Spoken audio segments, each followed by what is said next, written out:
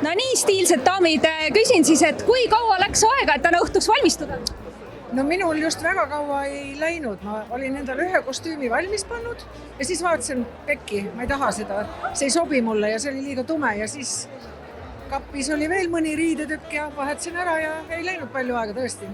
Prillid olid ka kohe võtta või? No ja prillid ja siis vaadata, et kõrvarõngad oleks sama kõik, nii et kõik kokku läheks, nii et selline aukartust äratav prillikogu on sul? No natuke ikka on, jah.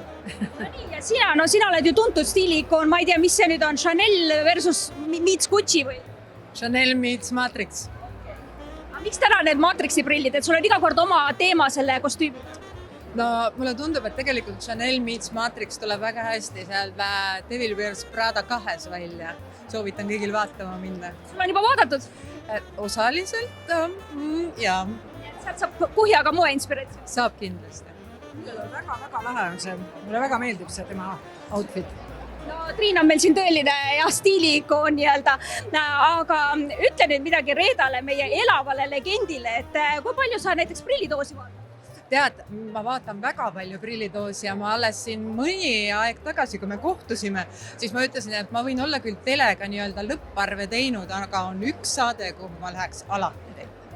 Prillidoos. Reet, ma pean sulle ühe komplimendi tegema. Tegelikult see on niisugune väike salajutt, aga meil Õhtulehes räägiti, et Reeda prillidoos on huvitavam kui Anu hommikusaade. Ei tea, äkki Anu vist nüüd vihastab, aga ühesõnaga, sinul ei ole neid promolugusid, sinul on huvitavad lood, huvitavate inimestega, huvitavate nurkade alt. Mis sa kostad selle komplimendi peale? No jah, me oleme Anu soojendajad, aga tegelikult meil on jah seda ajalugu on ja kuna ma olen tõesti algusest peale soovinud teha prillidoosist kogu pere saate, siis ma arvan, et ma olen õiget teed läinud, et see on nii. Kahjuks meid ei nomineerita kunagi, meil ei ole isegi pakutud siia. Nii et täna vaatan jälle kõrvalt, aga mul ei ole sellest midagi, ma tean, et mul on nii palju fänne ja nii palju vaatajad, et hea tunne on, kui sa ajad õiget asja.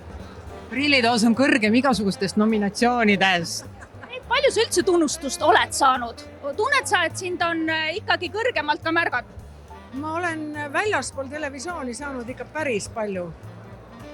Et ootamatult palju, et nüüd ma olen saanud neid tiitleid juurde kuni sinnamaani, et muuseumi, mis ma nüüd olen, see ka veel. Aastate naine olin ma siin paar aastat tagasi, nii et ega ei olegi enam palju võtta kuskil. Ma ei tea, kas elutööpreemia, kas mul on see või ei ole? Ma ei tea. Mina hakkasin seda mõtlema, aga iial ei tea.